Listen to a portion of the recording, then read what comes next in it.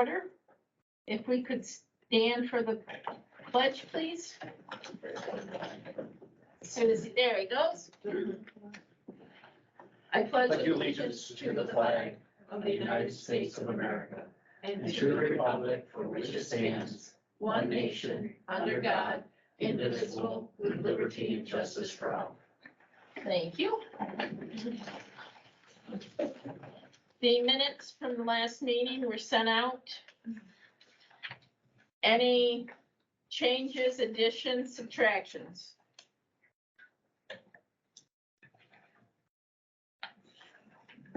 Not hearing any or seeing any raised hands. Do I have a motion to accept the minutes as distributed? I will make a motion. Bruce Wright makes a motion to accept the minutes. Do I have a second? I'll second. Seconded by Rich Hughes. All those in favor? Anybody opposed? I guess if you're opposed, I'll just have you raise your hand for any oppositions. Very good. Treasurer's report, Bobby. So, looks like we had an income from the spring cleanings of $33,827.79. And we paid out $28,138.07, giving us a profit of $5,689.72. At this point, we have the $5,383.31 in the checking and $33,397.15 in the savings, giving us a total of $38,780.46.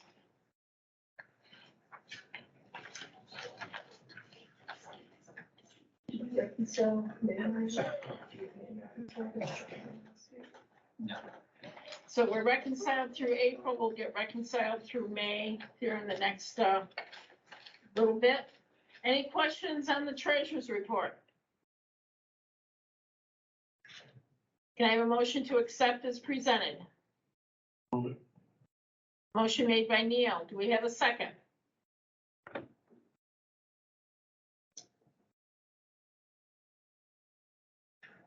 I'll make the second. Thank you, Bruce. You're welcome. He's awful quiet tonight. Motion and a second. If you don't agree, raise your hand. If we don't hear from you, we're going to assume that you agree. Okay, keep moving. Enforcement list. So there are 3 that have been put on the list since our last meeting in April. The first one is Samuel Cooperman from Cortlandt Manor. He surrendered his card for part 800.3 AK, a criminal offense. The second one is Scott Sterling from Prospect, part 800.3 AM, negligence. And he got a 3-year probation and a civil penalty of $2,000. The third one is Casey Aldred from Antwerp. 3 different offenses, part 800.16A, 1 and 2. Failed to comply with the requirements, negligent in duties, exceeded scope of practice, abandoned a patient. Was placed on a 3-year probation and assessed a civil penalty of $500. I do not have any other correspondence unless somebody else has some. Okay, we'll keep moving right on. Auditing, again, everything's reconciled and is accurate through July or through April, and we'll get May done here in the next week or so. We do everything in QuickBooks, and it reconciles out to the bank statements, and we have those printed and on file, so we're in good shape there. Ron, anything for bylaw? No action. I want to step down as chair. I've been chairing committees for almost 50 years. Yeah, It's we got, time for somebody else I to got step the up committees, yep. to the plate. Okay, CON, we're being led to believe that there is going to be a CON, and I don't know if it'll be in before we meet again in October. But if we do receive it, you may see a request for a special meeting to review a CON, once the committee has reviewed it and deemed it complete. Is this a full CON or a transfer? Transfer. So, Possibly two. one, yeah, possibly two, so we'll have to watch and see if they come in, and if they do, we will deal with them then. Next is executive committee.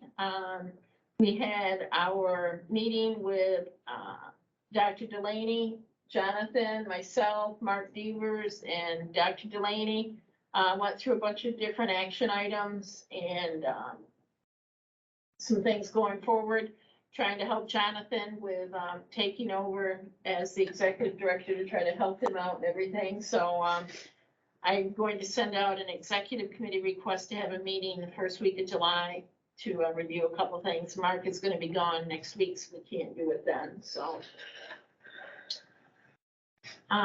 Port John, Rich. Nothing new to add, other than the two events I mentioned in the last meeting are fast approaching. Our Mountain Fest celebration is next Wednesday, where we normally have about 5,000 people in attendance for that. And our full-scale exercise is still occurring on 26th July, which is a Wednesday morning. That's all I have.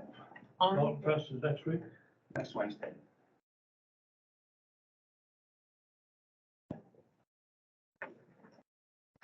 Legislation, Chris Singleton. Good time to stay away from the draw. So lots of good news from Albany for a change. The community paramedicine bill was passed, got knocked down to 2 years, but at least it's there. So it follows the exact wording of the governor's executive order number 4. Have to report back, like we've been doing, and many of you know we're part of that MIH pilot anyway, so that'll be part of that. The direct pay was also passed. We're just waiting for the governor's signature, and that's effective January 1, 2025. I didn't realize that when I first read it. It's going to be another year and a half before that takes effect. So, and the blood product one actually passed the Senate on the 8th. Mark Walczyk was a co-sponsor. He's been a co-sponsor on a lot of these things for us, actually. I've been talking with his legislative aide, Olivia, quite a bit. She's called the office quite a few times, so they're on top of this. Would like to meet with some of representatives from EMS here over the summer. She's going to be setting something up. She has all the notes from when 4, 5, 6 of us met with her before with the senator, so she's looking to, I'll say, get an early lead, jumpstart on next year to kind of see where we stand, what's left on our wish list to see what we can start working on. So a lot of good stuff coming. Last thing was, we'd like to develop some sort of a newsletter. EMS, we seem to be very, very poor at asking for things, asking for help. We do very poorly, I think, at recognizing the good things that we do every day. There was a great article in I think Gems magazine several months ago, and I think a lot of us, when somebody says, thank you for helping me, or thank you for taking care of my family member, we're very quick to say, oh, it's just my job, it's nothing, instead of saying, I'm glad we were here to help you, I'm glad we could be able to do this for you or something. So when we did meet with all of our representatives, we indicated that we didn't want this to be just a once a year meeting, that we didn't want to just come to them before budget time and kind of have our hand out and start asking for things. We wanted this to be a more of an ongoing kind of narrative. So to that end, they like things electronically. So I came up with kind of a idea, have kind of a concept. I've talked to Krista and a bunch of other people about this idea, but in my mind, I would like to come up with some sort of a newsletter that is electronic that would go to representatives. And initially, the target audience, I was thinking of like federal and state officials.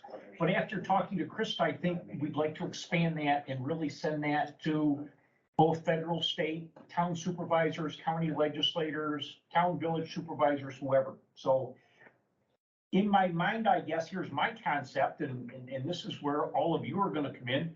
I'd like to come up with some sort of a logo that represents the 3-county area. And then somewhere along the line, the next part would be highlighting an agency from each county. A little bit of the history, members, make up something that they're doing, something good, kind of spotlight an agency, and then maybe go in and talk about some of the great things that we do. And this is where the folks, the agency leaders, the county coordinators are going to have to get involved.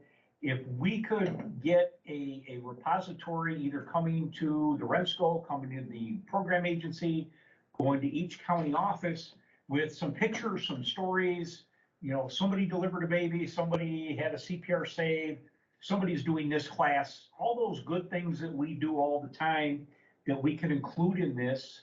And then, of course, part of that is going to be our asks. What are we still looking for? What do we need help with? What do we want these elected officials of ours to know about us, and how can they help us? So those are some ideas. Krista, I think, mentioned like calls.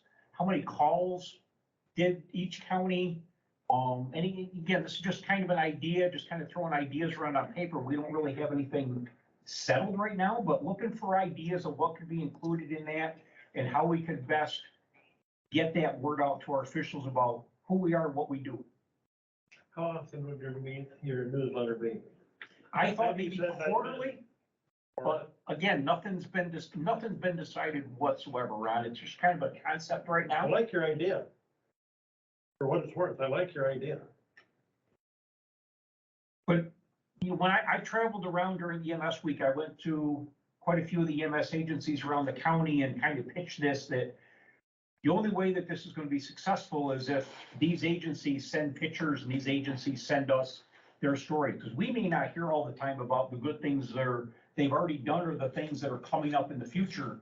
So this is only going to work if, Governor Rescue sends me some pictures of what they did this training day, and, North Pole Fire sends this, and all these agencies are going to have to get a little bit involved to make this thing successful. Otherwise, it's going to be one or two people's perspective on what's going on, and that's just not going to be fair. It's not going to be accurate. So we want to include everybody, all the counties, all the players, first responders. Again, we all do great things. We need to tell our story. And I think just the legislation that's passed this year, I think, shows what we can do if we work together and we tell that good story of what we do and what we need, and justify our existence, that I think we can move things along. There's other things we need to ask for. So looking for ideas, suggestions, concept, logo. I don't have any of that. I'm not a very creative person, so. I have a blank piece of paper. That's all I have. What are your thoughts? We were gonna make this part of the REMSCO, have this be one of our deliverables. As Chris mentioned, we can't just go to our elected officials once a year and say, we like this, we don't like that, we need more of this, we need less of that, because they don't know everything that's going on. So Chris thought this would be a great way to share that information throughout the 3 counties and to the elected officials. But it can't be all one county. So it's gonna be key that we make sure that we get stuff from all 3 counties. Thoughts? Quarterly, I think would be good to start out, but then you weigh how much information do you have to share after that, Mm-hmm. after you run it for 6 months, a year, 2 years. And now you're targeting mostly legislative people like supervisors or the mayors or whatever. I'm Would this be thinking, distributed to the rank and file members by email to our EMS? thought is anybody wants it, we're gonna send it to them. From, send it to the agencies, if it goes to basic the EMT individuals? wants to, if basic EMT wants to subscribe to this, we're gonna send it to them. Could you because the sooner you get people involved, don't you have the email addresses when you do courses that you could build your base? And because sending email is nothing. We don't, We don't have that. I know Jonathan here, they have contact for pretty accurate contact for every agent, every member. Every agency, every provider. I think our thought from Registered. talking to Crystal is possibly do this like through a MailChimp, that you can set up that publication, set up that pamphlet, that newsletter, and then just every month you're just taking old content out, putting new content in, plug and play, once you get it set up, and then, Once you get your template. right, and then people that wanted to subscribe to that would be able to do so. So you could opt in and opt out at any time. But we would probably initially target our elected officials with that first issue and invite them to subscribe, or a member of their staff to subscribe. The reason I spoke of including all providers was that's a source of information. Yep, absolutely. That the leaders may not think of about it, but a little peon provider says, hey, how about this? Yep. And it may be a good idea. Right. Yep, And absolutely. and it doesn't cost anything. That's why I spoke of that. No, absolutely. The bigger base you got, the better it will be. At least that's why. Mhm. I could think about it. Any thoughts from the other two counties? We can't hear them. Because they're not My saying. only thought would be to add the schools and the BOCES as well. Because right now, I was actually gonna discuss that in my county report. One of the biggest challenges we have is the schools not supporting EMS and fire because it's viewed as a volunteer thing and there's no money in it, at least in my county. And it's kind of poo-pooed and they really don't think much of it. So I think highlighting that would be a good thing, and getting it into the schools and getting it into the school administration's hands would be hugely beneficial.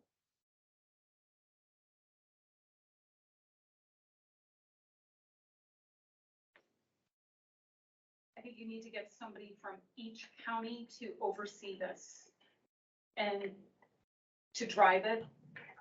And then whoever the point of contact, the overarching, I'm just gonna give you, get that information too. Because it's just gonna be too much of a task for you to constantly just Right. harp on this, get this out. Yep. So I think each county should have somebody, oversee this project. Even at the agency level, I don't know what goes on at Guilfoyle every day, where, again, we need Bruce's input in Indian River and Well, you were Everybody. sharing after you were at Carthage for EMS week about them making their ambulances and all, that was cute. so that's the kind of stuff that we need to Yeah, we don't, share. we don't hear about those things, but yeah, you're right, they did that. I was telling Debbie about They got really It into was it. Like, great. they made the one have like flashing lights and Mhm. you could open the doors and they had like pictures of the inside of our Yep. ambulance. It was adorable. they did some neat stuff. So those are the things that you, Can we Hey, task Chris. our county folks, maybe Jonathan and Bob, with helping Chris with that?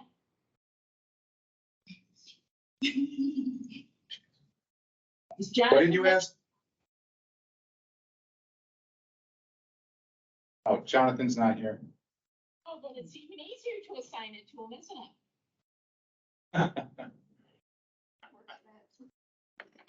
Hey, Chris, yes, sir. this is Doug Wildermuth. I love the idea. I think an advocacy letter is definitely instrumental in strengthening our mission in any capacity. My only concern is seeing this done in past practice. It starts off great and then fizzles out, and we need some consistency to make sure that these things get done. And unfortunately, it requires some work. I don't know if there's any way, I don't know if anybody's for or against it, but I don't know if there's a way that you can pay somebody 6 to 10 hours a month to reach out to the agency heads or county heads, get all that, organize it, put it on one document, have the board proof it before sending it, and something to that effect. Again, I don't know if the fiscal means is there, but at least you'll have consistency and, a job for somebody to do. I don't know. My 2 cents. Oh, valid point.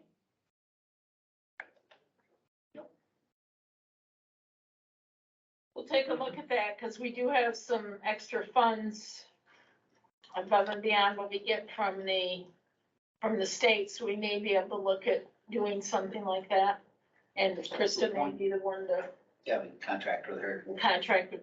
Krista Kittle is the one from FDR-HPO that designed our spring fling brochure.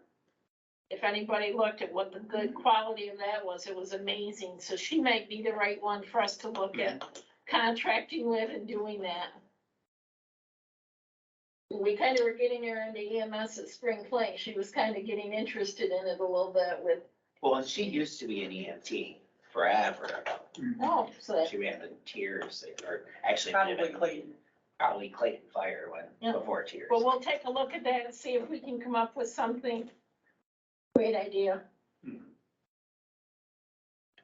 The one thing that we do, and it's more internal, but we have a website, and on our website, and again, it goes to an internal, and I can show it to you, but it's not an email. You can just drive people to your website, and then you can click on it, and then you can give all that information in there, which helps So also drive. So it's not So I'm going out, hesitant people are about going to putting you. anything on our website right now, because as Neil will know, the CISM stuff isn't up there because it's literally a Band-Aid holding our website together right now until we can get the new one launched.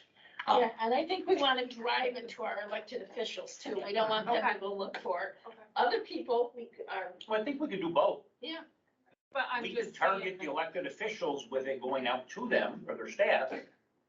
And then those providers, agency leaders, whatever, can come get it if they want to. So maybe maybe both accomplish ways. both things. Yeah. The more you can distribute it, the better. Mhm. I get magazines just that I don't even care about, for no other reason than it raises their circulation numbers. No, good point. Web portal also gives you the ability for John Q provider that got back feeling good about it, call to drop a note and say, hey, this thing happened. Yep. I mean, that's gonna shorten up the gap between what are you gonna put in next month's issue. Mhm. If you have input from external resources, that's another good way to troll for the good stuff, you know? That's what I thought. So that And there's a ton of firewalls on a lot of these emails and stuff like that, Mhm. that, you know, you just don't even know if you're Just getting get to those through. people, I was gonna say contract, but, it's. Yeah. Yeah. Freudian slip. That's more maybe. We don't even put a dent in this thing. Okay, Karen isn't with us tonight. I got a text from her about 5 o'clock. Her daughter has gone into labor, so she found it more important to go be there to have a grandchild born than come sit with us. So Karen isn't with us. Membership, we do have some openings, the applications, we publicized it at Spring Fling. We did get some applications there, so we'll have Karen work on that for our next meeting. Nominating, obviously, nothing with that. Mark, here.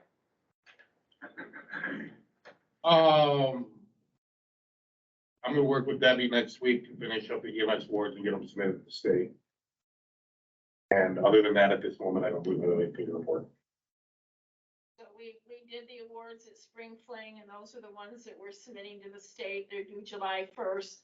So actually, we're meeting this week, because he's gonna be gone next week, and make sure we have all the information, proof them one more time, and then I'll sign them and send them on so that we get some submissions in there for the state council. Program agency and REMAC. Okay. So the Upstate Stroke Quality Group, we still have funding available. Any agency that completes the training and sends us a roster, will get a nice check from FDR-HPO for $229, which isn't a whole lot, but it's better than nothing. Nice round. And there's, there's plenty of money left in that fund, so, please do it, submit. I did screen share it. So these medical director changes were presented at the REMAC and come forward as a seconded motion from them. Beaver Falls, Lyons Falls, West Leiden, Current, and J.S. Custer, or also Port Leiden, to Dr. Timothy Mathis out of Lewis County General. As a seconded motion, we just need a vote from the REMSCO, correct? Correct. So this is coming again forth as a seconded motion from REMAC. I'm gonna ask for a show of hands of anybody that opposes. I think that's easier than trying to say everybody in favor because we're at different sites. Any oppositions to Dr. Mathis becoming the medical directors for those agencies over in Lewis County? So moved. Star Lake, is changing their level of care from AEMT to BLS. They're one AEM, or they have one CC. It doesn't really prove cost effective for them to keep all the equipment on the ambulance for them to operate at the AEMT level, with all the advancements that we do have with the BLS adjuncts.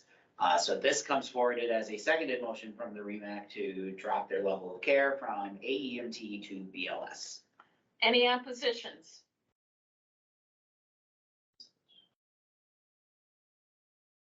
So moved. Hostage. Yeah, hold them hostage. That's a AEMT level. Regional iGel applications that we received and sent back to the agencies to submit. Governor Rescue is on there now, Mark. The highlighted ones are new since the last meeting: Indian River Ambulance, Town of Watertown Ambulance, Thousand Islands Rescue, Lisbon, and Governor Rescue. And I'll just comment again what I said in the REMAC. They did an excellent job putting this training together. They've really done a nice job. It's really a nice program and they should be commended for their work on it. It's a really good program. Regional BLS adjuncts. So with Star Lake dropping down to the BLS level, they have applied to do BLS 12 lead. We do have all their signed paperwork and agreements from them and Clifton Divine Hospital, bless you. So this comes forward as a seconded motion from the REMAC. Any oppositions? So carried. We do have one BLSFR application, so Messina Volunteer Fire Department has submitted all the necessary paperwork to become a BLSFR. Dr. Howland is going to be their medical director. We need a letter of support from the REMSCO. Need a motion for this, please? I'll make that motion. I'll second. Motion made by Ron Smith, seconded by Bobby Simpson. Any further discussion? Any opposition? So carried. So EPCR, Helena is going live on Image Trend for the BLSFR chart. And as soon as the state activates and gives Messina agency code, they will be going live on the Image Trend BLSFR platform as well. And then the continued list of agencies that are not on EPCR or moving towards it. I do think eventually the state is going to mandate that if you're a BLSFR, you're going to have to start doing this. So we'll start pushing again soon. So EPCR data integrity, so the schematron update that has been up or has been postponed and postponed again. Still with the goal of going live to NEMSIS 3.5 by January of 2024. We still are having continued issues with ESO, but we are working forward with it. There will be a forum hosted here in Watertown on the 20th of June. We're working on a location still. I think it's gonna be over at Trinity Church in their parish hall, because it'll be big enough to accommodate if anybody shows up. So I'll make sure the ESO agencies know first. Well, I'm just- The biggest issue we've had though is ESO is allowing them to complete their PCR when it's not even hitting the 30% of the data field. So we're working on it. So training, so Spring Fling, Bobby gave the financial wrap up of that earlier. I'll do this and then Debbie can do more. So we had 154 attendees, which is up from last year. Last year was around 130. 122 of those attendees have at least started the process to get their certificates. 110 have completed the process to get their certificates. They have to complete the survey to be able to get their certificate, so whether they just went in and saw that they had to do a survey and said, oh, I'm not gonna do this, or how, whatever, we have a way of tracking in the system what they've done and haven't done, so they have to do the survey to be able to get their certificate.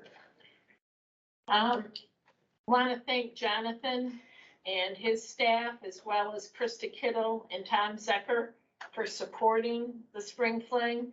Krista was there, got a lot of great pictures, did that stuff for us. It's very appreciative. And we just had a great conference. We had minimal issues, which was nice.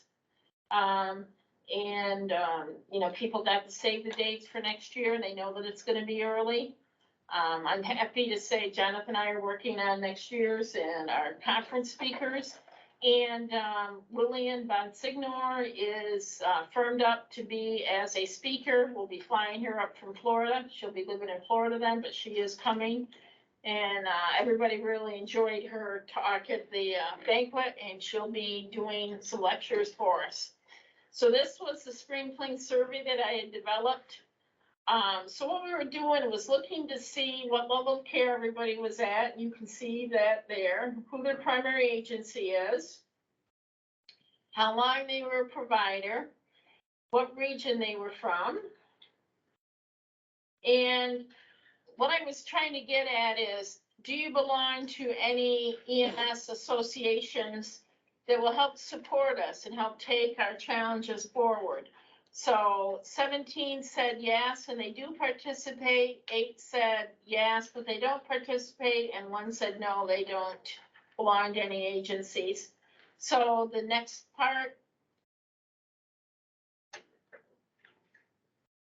shows what organizations they belong to. So one of them belonged to AAA. Individuals, 3 belong to NAEMT, 4 organizations belong to them. We had 1 individual for NAMSI and 1 organization.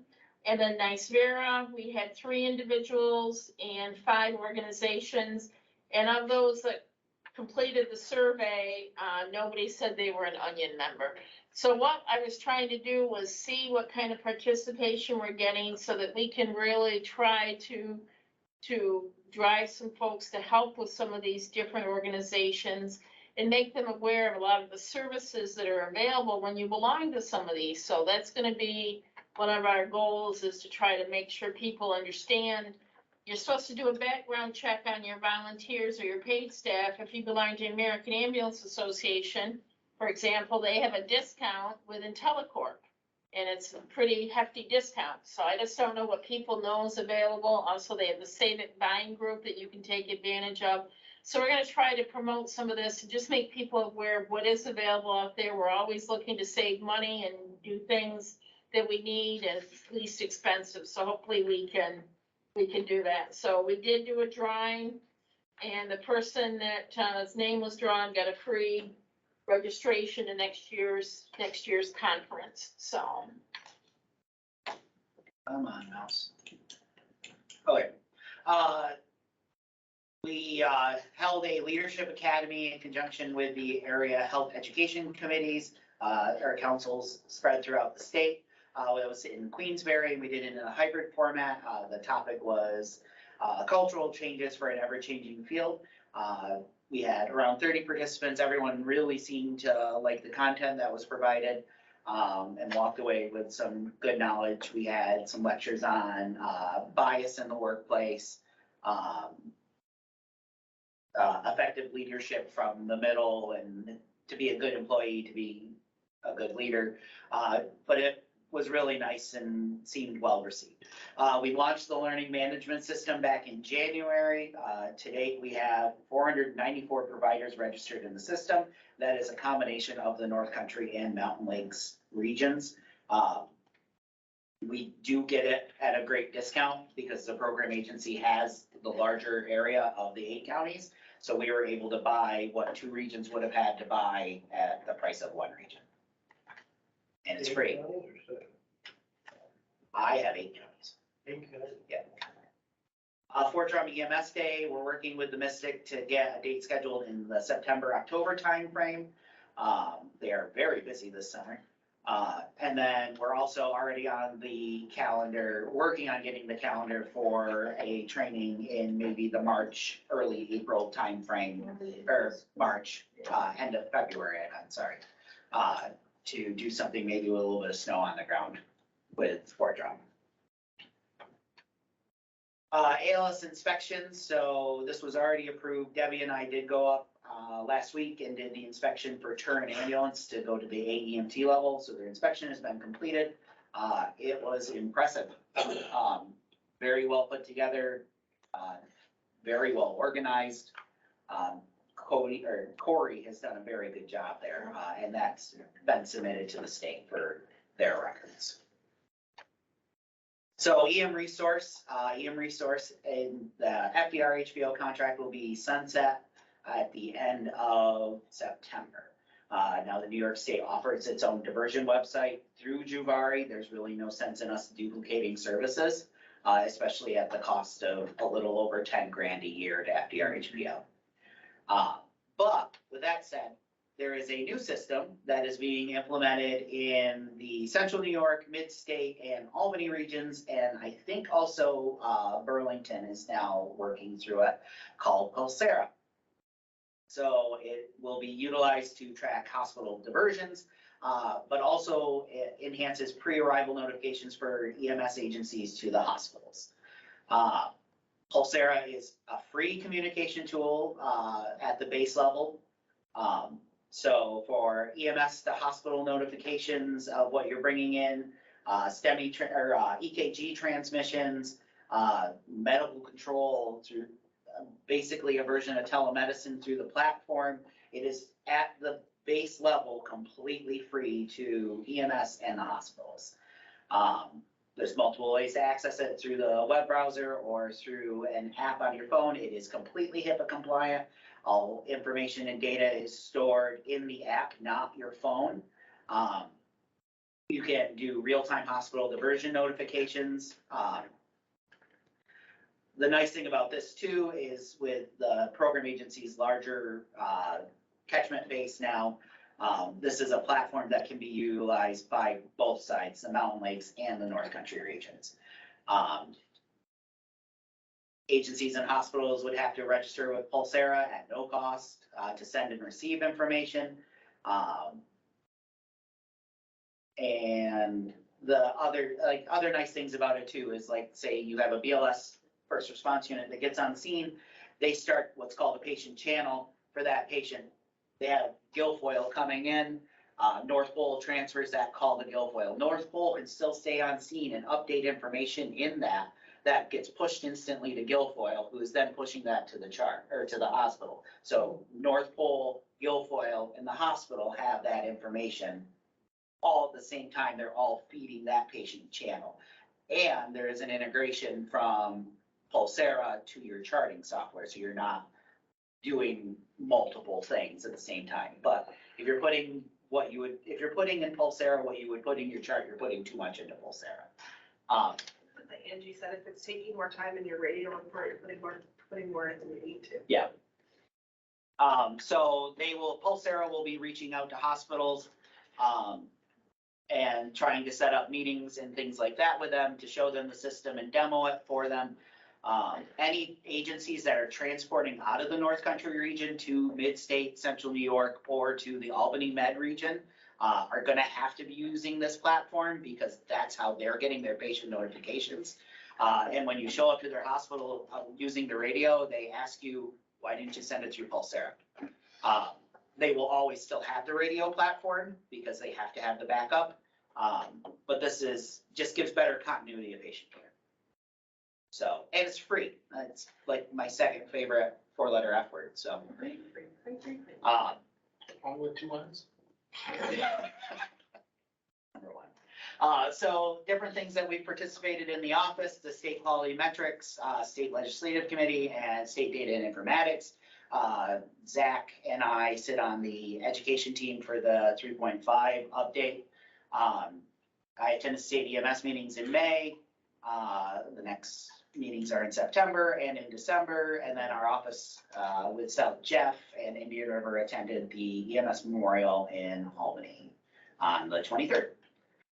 Some more miscellaneous stuff that we participated in, and then if you have any paperwork that needs to come to our office, please send it to paperwork@fdrhbo.org. That way it doesn't get lost in my email when I don't see it. That's accessed by Zach and Jess and Amanda and I. And then the one last thing that is not in there, and my computer went to sleep, is we did finally get approval for the med administrator, alternate meds. So if you're running into a drug shortage on Versed, for seizures, they did approve the use of Ativan and Valium. They approved the alternative formulary for agitated patients if you are having troubles getting Versed, to use Haldol or ketamine. They also, at the agency medical director level, your medical director can approve you to use the Gvoc HypoPen as an alternative to glucagon, if your glucagon is on back order. And at the systems level, so Dr. Delaney and Dr. Bombard across both regions have approved the use of Zopanex in the event that you cannot get albuterol. And there'll be training accompanied with it, and it'll either be going out tonight or first thing in the morning. Depends on how tired I am after the meeting. Any questions for Jonathan?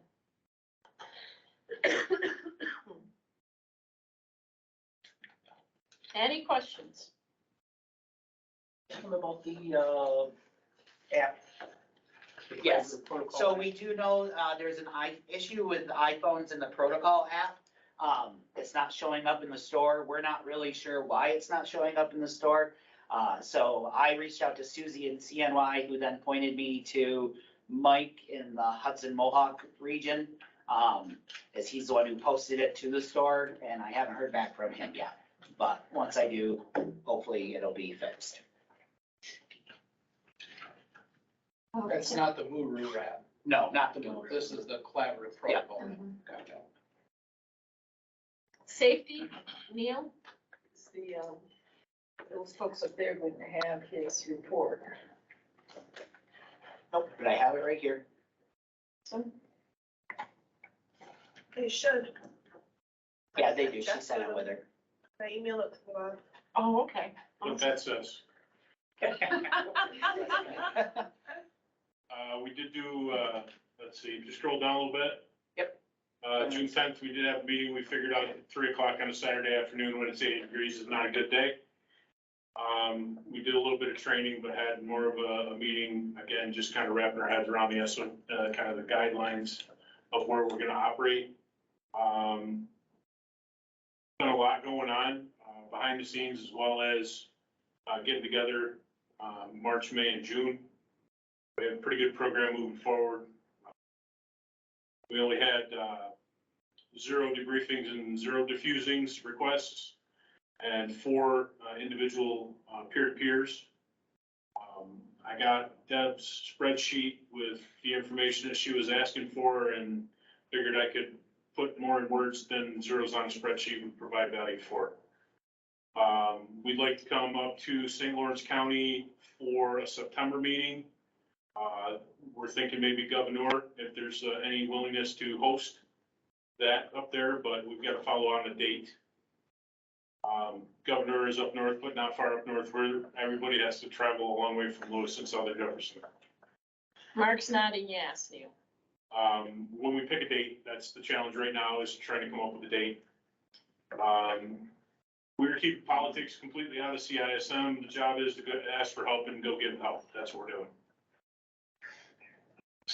There it is, 4 zeros and zeros. We did one crisis briefing at the 911 center following the death of an employee who'd been in the office for a long, long time. That was just a pulse check on our people.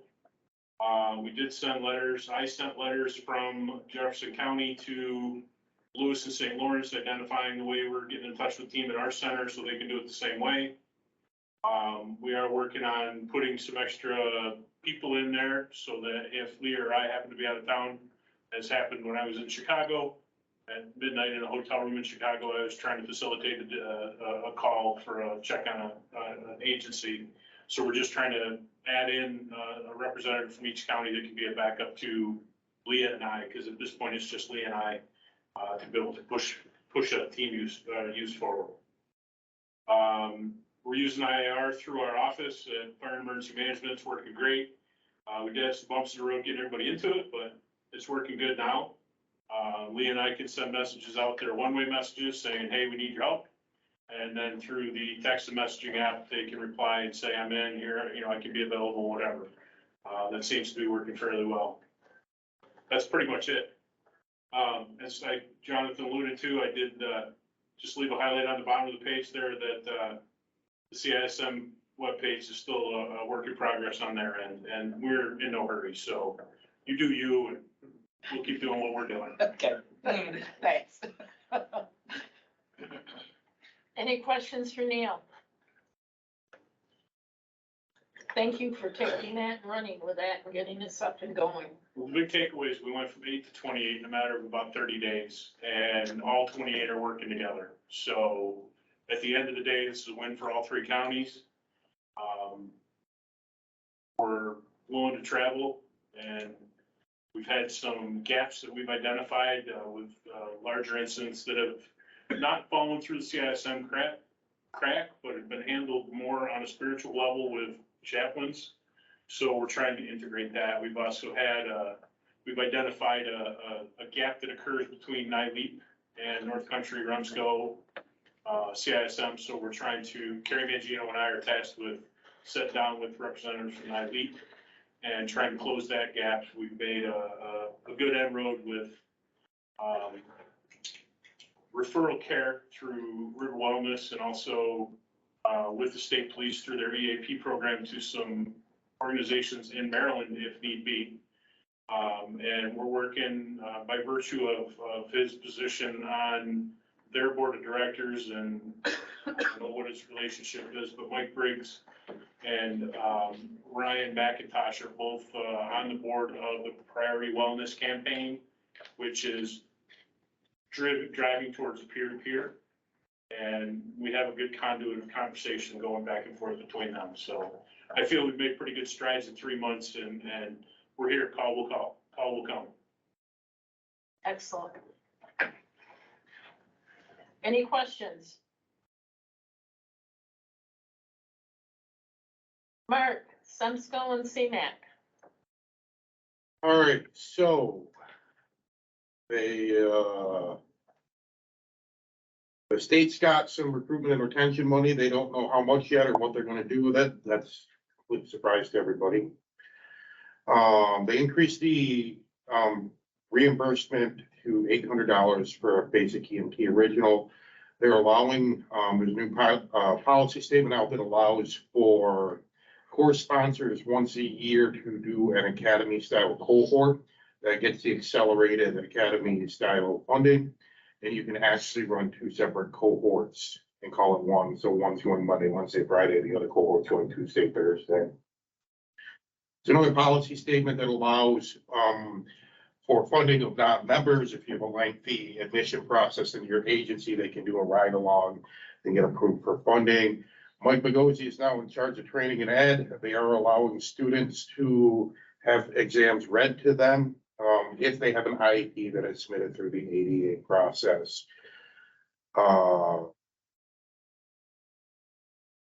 They are eliminating hazmat awareness and requiring AWR 160, which is a little bit longer of a course for all courses moving forward.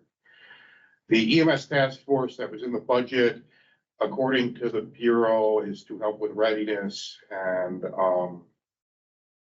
contracting with agencies to make sure they can mobilize in a timely fashion.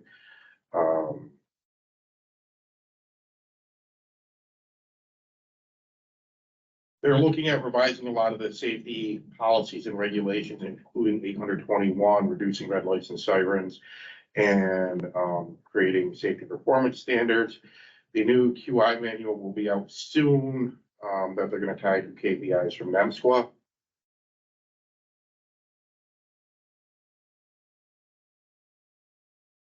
They approved a new MOLST protocol, a new updated the seizure protocol and the pain management protocol.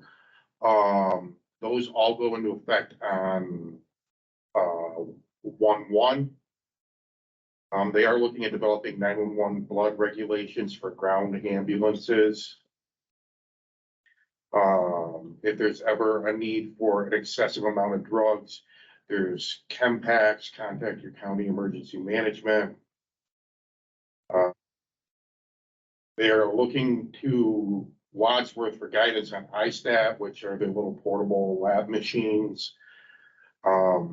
The good news is they changed how they're paying Medicaid. So they switched it to an RVU, which is how Medicare does it. And it significantly increases the rate that we're getting paid in some of these. So there's about a $50 increase to BLS emergency, 60-ish bucks for ALS 1, little about 150 bucks for ALS 2, and just shy of 300 bucks for specialty care transport. They did nothing with the mileage, but for Medicaid, that is a pretty significant $38 million expected increase.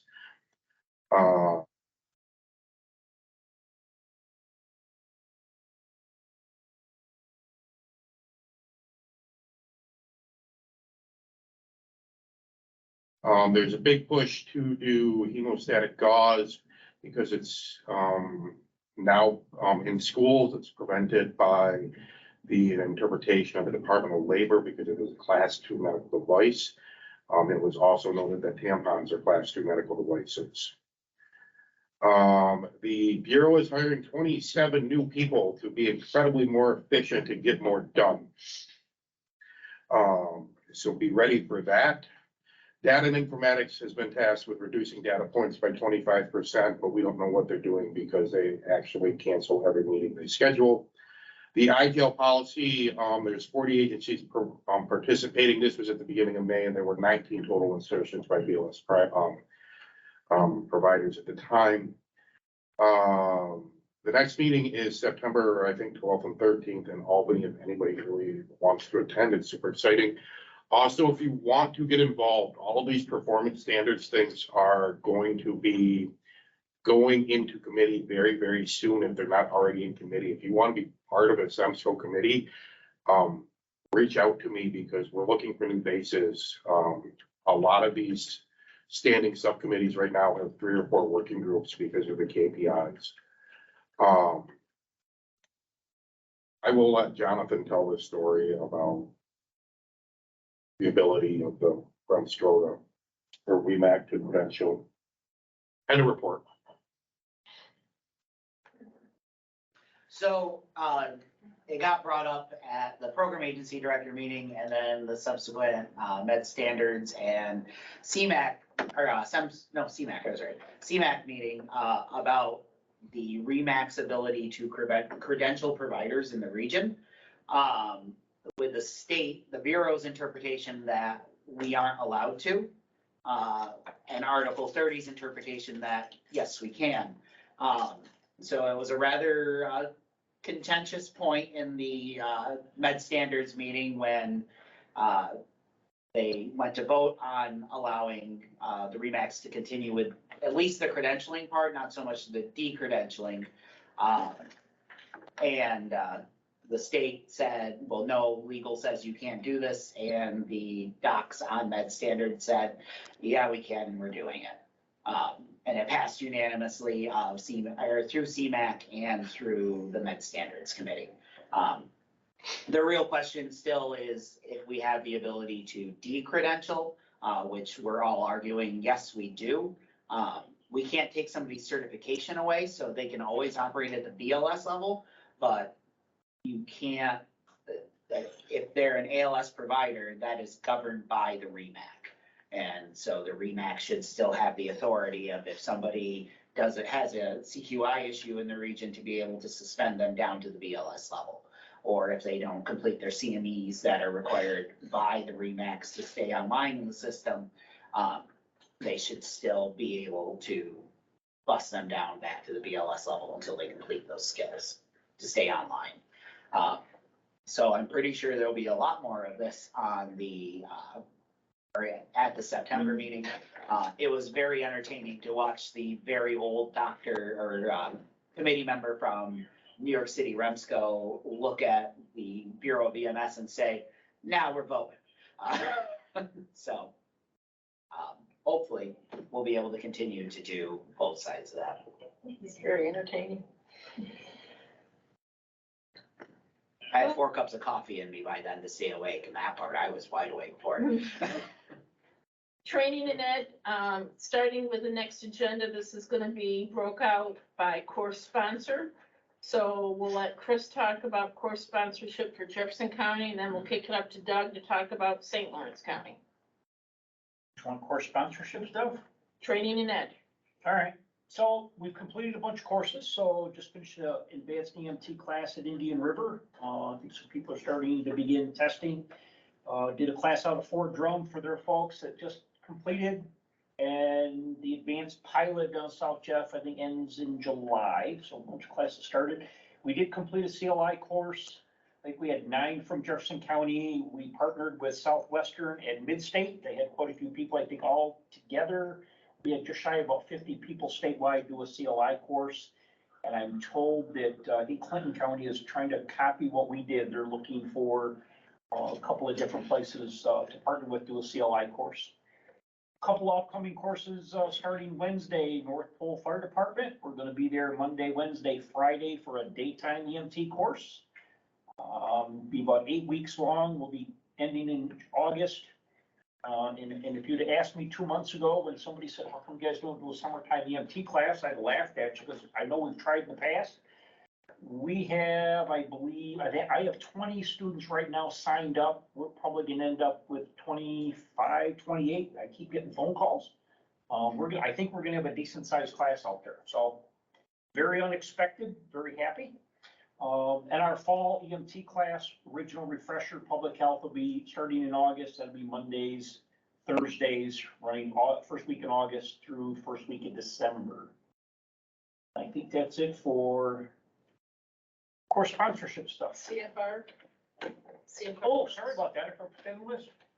Yep, planning a CFR course and it's gonna be at South Jeff now, right? Not Henderson. October. We don't know, yeah, we don't have dates yet. October-ish timeframe. Yeah, forget about that. Thank you.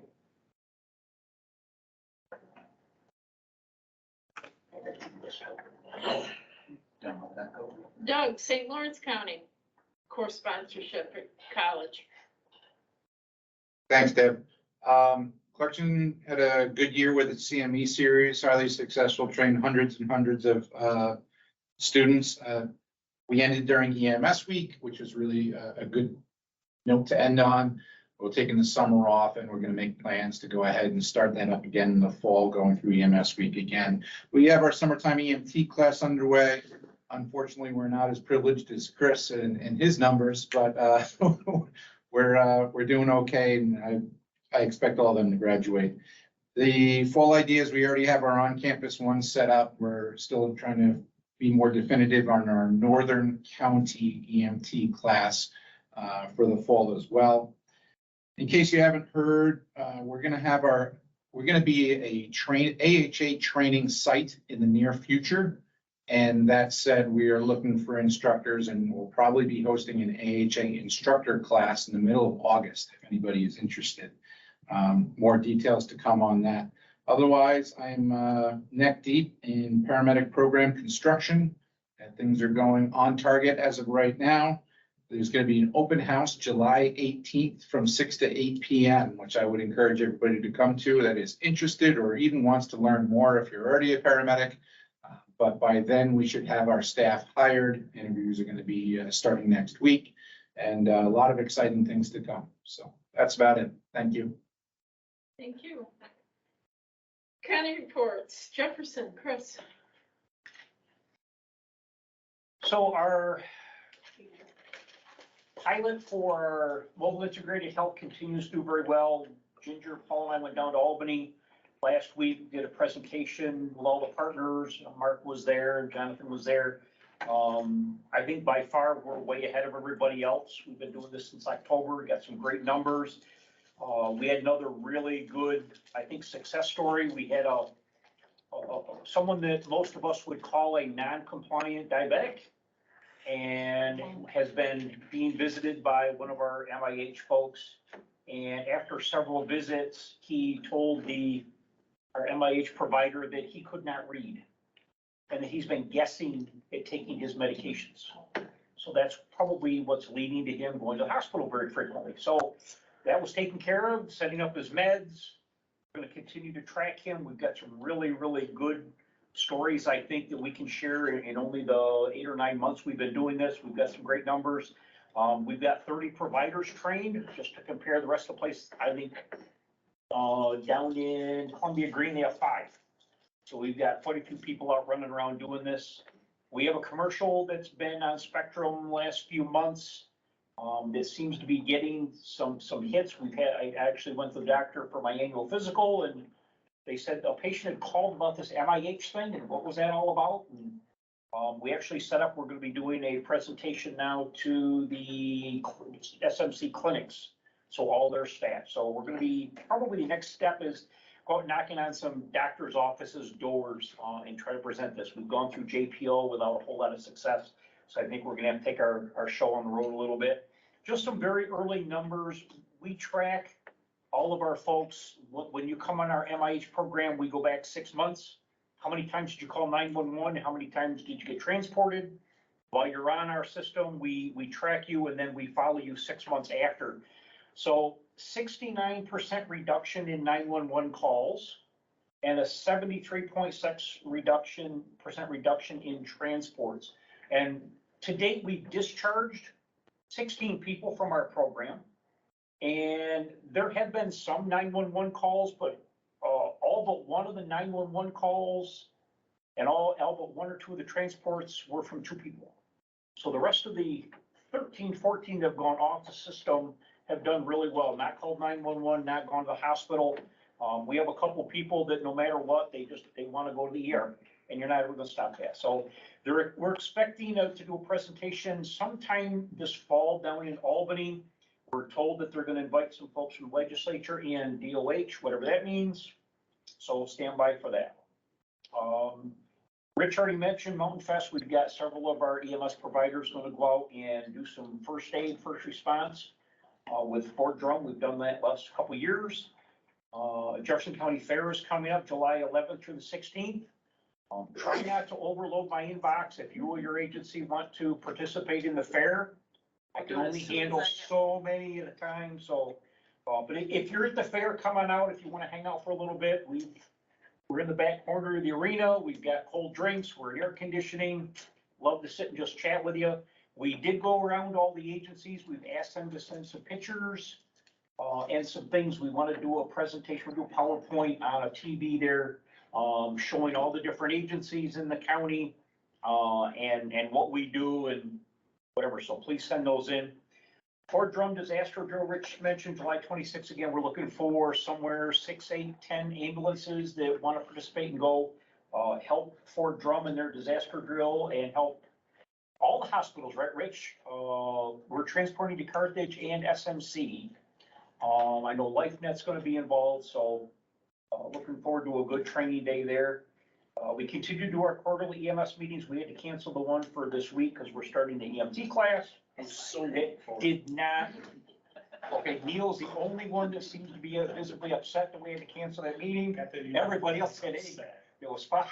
So, and we continue to partner with Fort Drum, that Guardian Academy. For anybody that's been out to that, they seem to get an awful lot out of it. It's real time.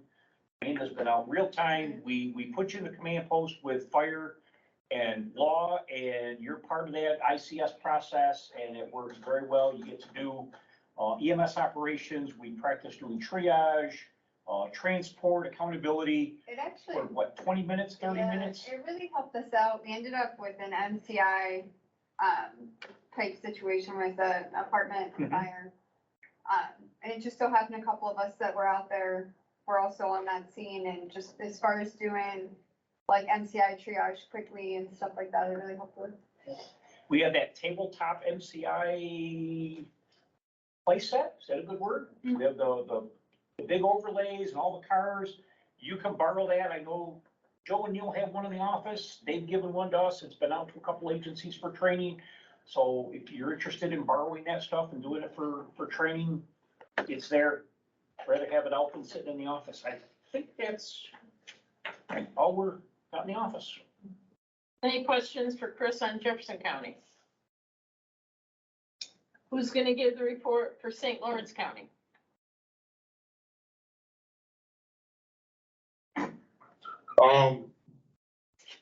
Nothing to report that I haven't already said.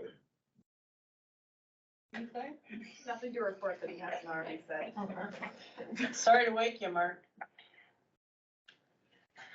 Bob, Lewis County. All right, so probably most of you have seen the news story by now. Our legislative EMS subcommittee came to a final vote, and we moved it forward to the full legislative committee. And this is some pretty substantial money for these small agencies, talking $17,500 per ambulance in our county. So if you've got multiple ambulances, you get multiple 17,500. We decided not to stop there. We moved that out to the peripheral agencies. So congratulations to CARS, Natural Bridge, Boonville and Camden. They'll be getting $8,750 per agency because they service our county. In the process of doing that, we secured $60,000 for our BOCES program. We're partnering with them to have a CFR program that's on the first year. And on the second year, we're looking at a basic EMT program because they'll meet the age parameters for each one of those particular programs. We're partnering with them because we really need to move it forward. They are scared about the numbers in our county. When I started outlining things and telling them the actual numbers, everybody was pretty shocked over that. So our biggest obstacle, as I mentioned earlier, is getting the guidance counselors to actually encourage these kids to get into EMS and fire as well, knowing that it could turn into a career path for them, but right now they just look at it as a volunteer hobby. And I'm really upset by that, and that really needs to have some re-education done to the schools and whatnot. So we also secured $5,000 for a medical director as well, so we can be compensated for that role. So what are we doing with the money? I'm recommending to these agencies, now they can do 12 lead EKGs in the field. I mean, what BLS agency can buy a $45,000 monitor without a little bit of extra help, you know? So, but they can purchase a refurbed one that's, you know, got a 3-year warranty on it for around 10 grand. So, you know, it's just giving them options like that. With the iGel pilot coming along, some agencies may decide to head down that road, or just general maintenance of equipment or replacement of some of their equipment that they have. So there's a lot of different things they could do with that money. Turin's upgrade to AEMT, hopefully other agencies follow suit on that. And maybe we'll get a little higher level of care throughout the county. Our Lewis County Fair is coming up July 18th through the 22nd. So we're going to need some volunteer providers for that. We schedule shifts for that, and we usually do a pretty good job there. Other than that, that's it for Lewis County. End of report. Great job securing that funding. It's nice to hear that the county is helping you guys out. That's really great news, Bob. Yeah, it was surprising. When we first started this journey a year ago, I actually said to him, I said, money's not going to fix this. We really need to add some, you know, more providers throughout the county. But what it did is it created an awareness, and each one of the legislators now understand that these multiple agencies throughout the county, you know, really are having issues at this point. So it gives them a chance to open up lines of dialogue between towns, villages, and municipalities, let them know exactly what's going on, and that, you know, we are flying the flag now to try to get some help. Awesome. Any questions for Bob? Okay, we'll move on to old business. We've already discussed spring fling, so I think we're set there. The white paper, we haven't done anything more on that because we were waiting to see what was gonna come out of legislation. And, you know, some of the mandated training and things that have to be done, so we will come back to that once we get a little bit more information. The next thing is our budget. So we need to adopt the 2024 proposed budget as we need to submit it to the state. That goes into effect July 1st. So the top, move it down just a little bit, please. Or other, I'm sorry, up, so the 2023 budget is there, the actual, what we anticipate the total being, and that is things that have not been submitted or paid yet, but it will be coming in. And then the proposed for next year. So the auditing, John Purcell submitted the bill today, so we'll be paying the $750. Did he have the 990 there too? Cause I just signed that. Okay, so we just sent it. So we'll get that paid.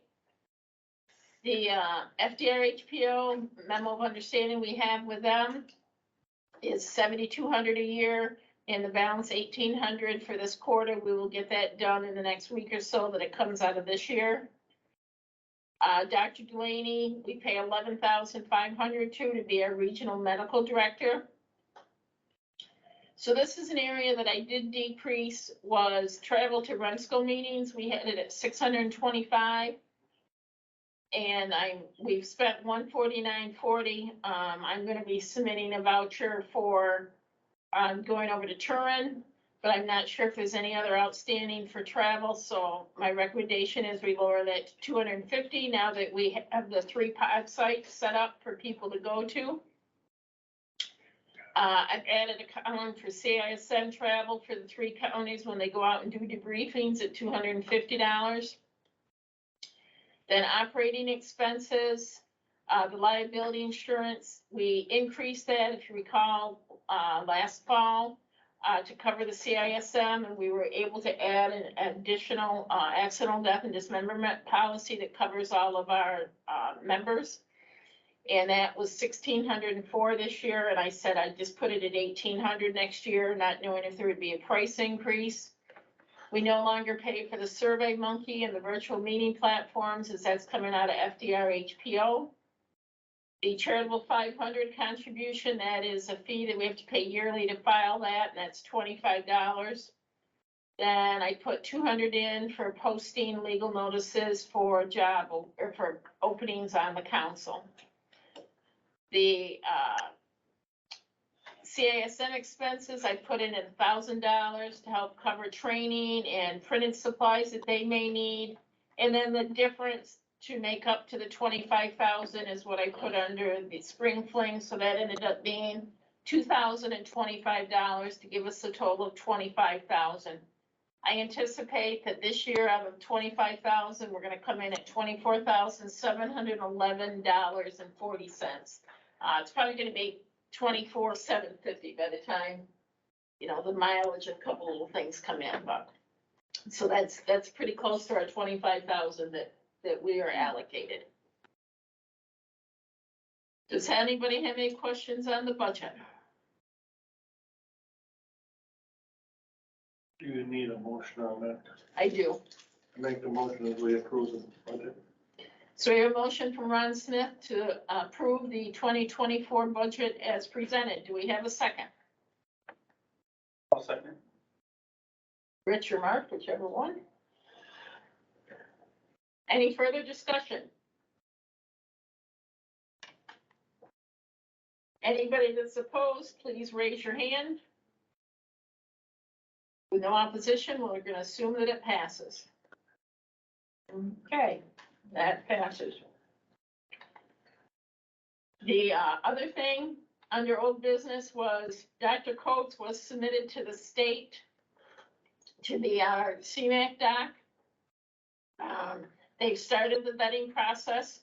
Their hope is to have it done for the September meeting. I think that's probably not very realistic, but we'll go with what they're hoping to have done, so. And he is set, Mark has given him the dates and his boss as well to make sure he's not scheduled to work. so that he can go down to those. Does anybody else have any old business? We'll move on to new business. So the committee appointments, we sent out a survey monkey and asked you to rate your top 5. And 13 of the 18 people responded. So some of you that didn't respond are gonna see this list and say, huh, I didn't know that. So if you didn't respond, I put you where I needed you. So Audetine, I will share that as that I'm the one that has to sign the quarterly vouchers and attest that they're accurate and there's no misinformation in them. Ron Smith and Dottie will be on that auditing committee with me. Excuse me, Donna. Debbie, sorry. Is there a way that I can get the bylaws so I know what committees are out there? It will be updated. We just need to load it up to the website. I think there was just a concern with the way the system's acting. But yes, that we decided at the last meeting to make them available electronic. Yeah, I would assume I'm probably gonna be on one of the training committees, but that's also said, I don't know the names of the other committees to select from, so I didn't know if anybody else is in the same boat, but I would appreciate it. Thank you. Bylaw committee is going to be Karen Blackburn will be the chair. Larry Gerard, Bob McKenzie, and Bobby Simpson will be on that one. CON, I will continue to chair. Matt Yelton, Larry Gerard, Mark Tuttle, and Jonathan Mitchell will be on that. I needed representation from all the counties so that if it's one that is a conflict for you, that you can back out of and not have any involvement. Education and training, Paul will be the chair. Mark Tuttle, Matt Yelton, and Doug Wildermuth will be on that committee. Legislation, Chris will chair it. Bruce Wright, Mark Devers, and Jonathan Mitchell will be on that committee. Karen Blackburn will chair the membership. Dottie Suter, Rich Hughes, and Bobby Simpson will be on that committee. Nominating, once a year to do the officers. Doug Wildermuth will be the chair. Walt Lehman, Paul Barter, and Ken Gardner will be on that one. Peer, Bob McKenzie, chair. Walt Lehman, Bruce Wright, Mark Devers, and Jim Barr will be on that committee. Safety, Neil Ravenberg will be the chair. Bob McKenzie, Rich Hughes, Larry Gerard, and Jim Barr will be on that committee. So what I'll be doing over the next couple months is reaching out to each committee. We'll put together binders with what you're charged with, the paperwork to do your minutes on. We'd like to have slides that each committee puts together that we present at the next REMSCO meeting. We'll give you just a basic overview of what we want and have you put a slide together that we can then show up here to give that information. Other new business, I just want to make agencies aware that when you renew your CON for your agency now, that has to go in a portal. And when you put that in the portal, you have to also include all of the required policies and procedures that are called out in Part 800 now. It will not let you submit it unless you put each one of those policies and procedures up. So I did put together a list of that, and I'm gonna ask Jonathan to post that on the website. So if you're coming up, these are the policies that you have to have. And again, you can't submit it in the portal without having those. So I don't want anybody to get caught short on that, thinking they have everything, and then there's one listed there that they don't have, and then they can't submit on time. So we don't want to see anybody lose that. So we'll get that up there. Just on that, for renewal, does the program agency reach out to agencies ahead of their scheduled dates? Let them know it's coming? So there should We not. are more than happy to turf that to the counties. No, I'm just, because I heard about one not long ago that how could this happen? How could you miss this? Because I thought that the program agency had that on a calendar that was reaching out to agencies. It's coming, so it didn't get forgot about, didn't get missed in the mail, didn't go, whatever, so. But I will I just wanna also make sure add that- to that though, if we don't get a copy of their new certificate, we don't put the new date in our database that we use Oh. to track that stuff. So if they aren't sending us a copy of their certificate, we aren't notified of their new expiration date.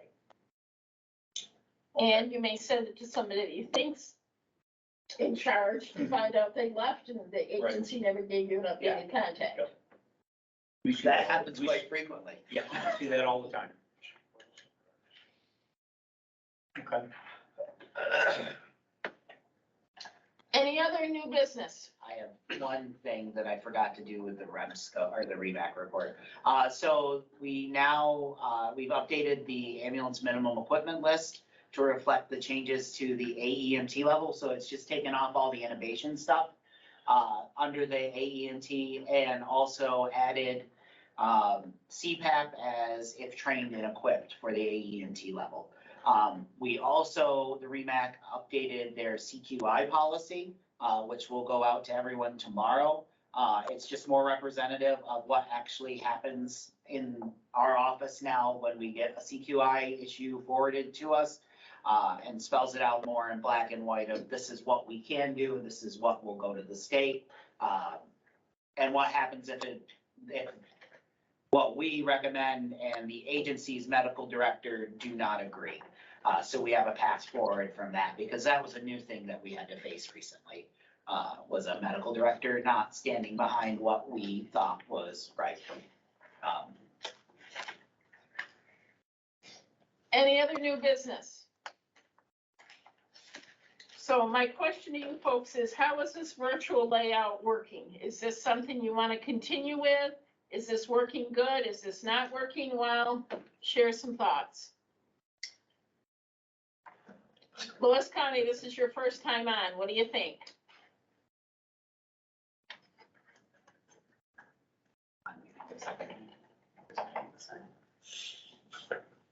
He's trying to get to the unmute button. There it is. You're good. You're unmuted. I don't have any opinion on it. I like getting together with everybody, but, that's just my 2 cents.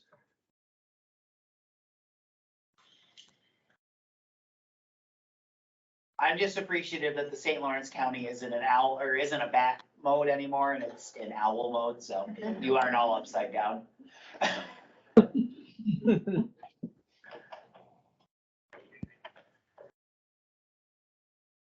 Any other thoughts from Lewis County? You good with this? No, it's plug and play. So we dropped it off last week and I'll get the Bob to pick it up this week. I was just gonna say, Bob likes to come, he can still come here, but I wasn't Yes. sure if he had to be stuck at that. I had a few stumbles. I set the owl up early. It was a good thing I did. We had to do some consulting. I'm old. I don't get all this techie stuff. At least you were facing right side up, so that's a step in the right direction. I will definitely call it a win. Up in St. Lawrence County, I know Mark did a thumbs up. How about the rest of you? What are your thoughts? I think it's good. I mean, get home a lot earlier. You don't have to drive an hour there and back. I like this format. Second that. Anybody see any fallbacks from doing this? Are we doing well on, you can hear people well? We're giving people an opportunity to give their input. Any concerns with any of that from anybody in any of the 3 areas? I miss Mark live and in person. I don't. Clarify Mark Beavers. Yeah, oh, Tuttle, no, I used you live in person. Devers, I good in Salem County, you can say that. I knew what you meant. So much more innovative. So our next meeting is scheduled for October 16th, but again, we may need to meet earlier if we do get, some CONs in. So if that happens, we will try to doodle poll with a couple different dates. Please provide feedback as soon as you can so that we can make sure we hit our timelines.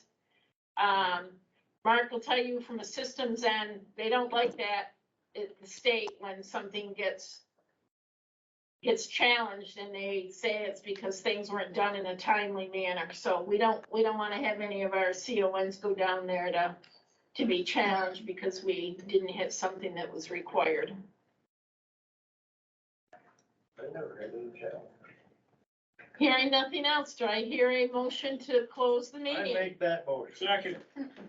Okay. Wow, that's energy right there. Enjoy your summer.